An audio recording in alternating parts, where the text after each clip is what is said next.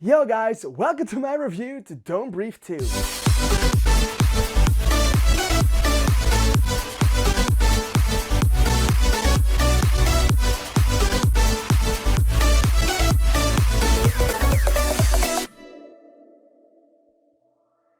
Believe it or not, but I hadn't seen the first Don't Breathe up until the point I was going to watch the second one last night. This movie has always been on my radar to watch, but I just never found the right moment to do so. So I thought, I'm gonna watch it this night. And I did, and now I have seen Don't Breathe 2 too. And yeah, I knew that this movie wasn't as popular as the first.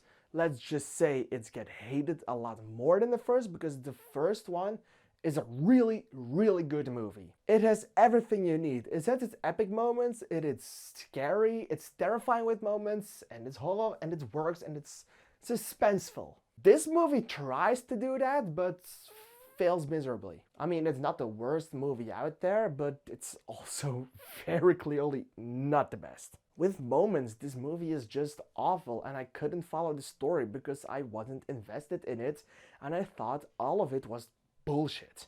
We'll get to there, but let's just say that this movie isn't a movie you need to see in a movie theater. Wait until you can rent it. Or if you want to go see it, go. It's not the most awful movie. I mean, you can get a fun time at this. It's not bad.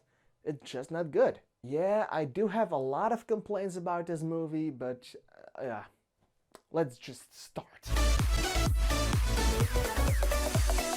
And let's just start with saying that this movie feels convoluted. It is so big. The first movie was so incredibly simple. It had three persons wanting money.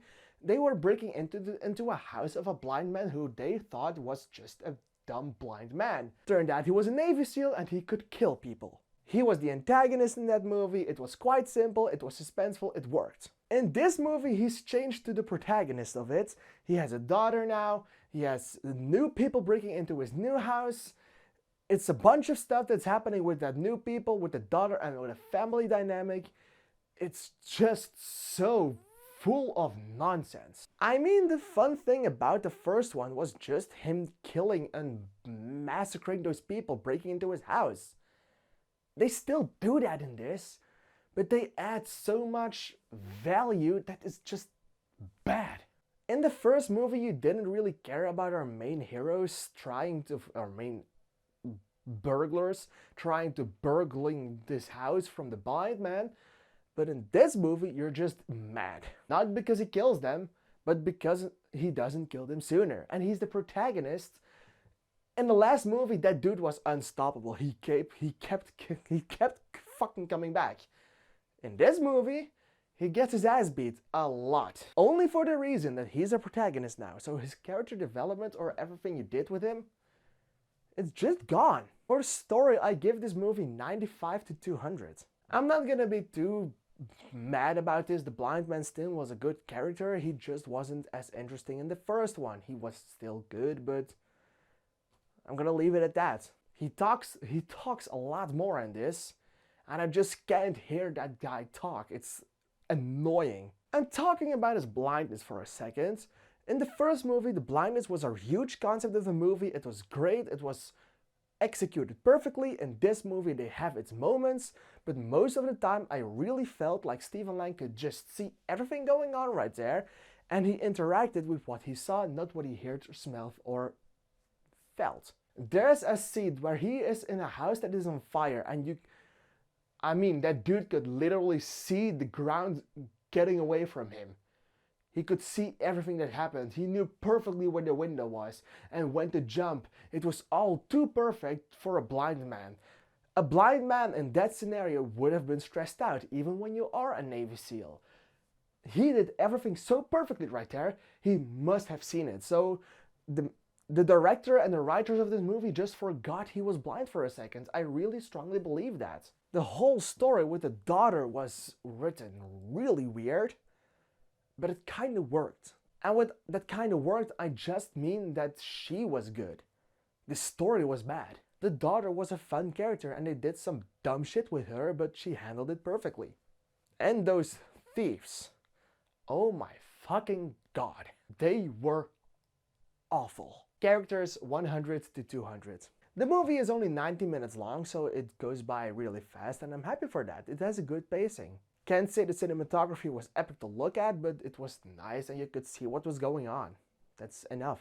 Overall, this movie delivered nothing special on its style, but it was okay and it looked okay. I can't remember anything of the score, but it sounded okay, I guess. Style 100 to 150. But this movie was predictable to its core. The writing was just so awful in this. In the first one, you had like some really suspenseful, surprising moments with the girl in the basement, and he wanted to rape the girl and he wanted to ingest a baby into her. That shit was fucked up. In this one, you have a weird family dynamic, which I'm not gonna spoil because it's too weird and you won't see this movie if you know what I'm about to say.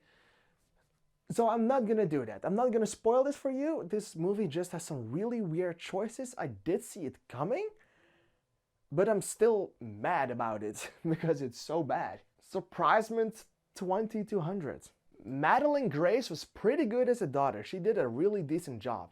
The way she handles emotion was very good for a girl her age. She did it really well. And even with the bad script and the bad story she received, she still made it work, and she is the main thing in this movie that works. What should be the main thing in this movie was Stephen Lang, and he did a good job as the blind man, but as I said before, it kinda looked like he just forgot he was blind for a second, and it was way too obvious, and I didn't really like the way he talked.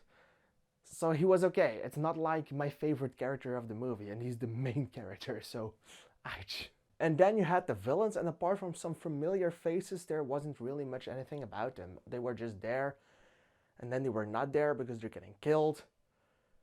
It was fun to see their heads split open, so please give me more of that. Acting 105 to 150. The critics were obviously not happy about this. They gave it 46 to 100. I kinda get why, and I give this movie 25 to 50. But you know, sometimes I did really enjoy myself, so I'm giving 3 stars, 30 to 50. Granting this movie a total score of 521 to 1000 or 5.2 to 10. Have you seen this movie, or do you want to watch it? Are you gonna watch it? Let me know in the comments down below because I'm really excited to hear your opinion about it. Thanks for watching, goodbye. And don't forget to like, subscribe, comment, and share this video. I do my best to go watch bad movies for you. Please grant me a subscribe for that. Goodbye.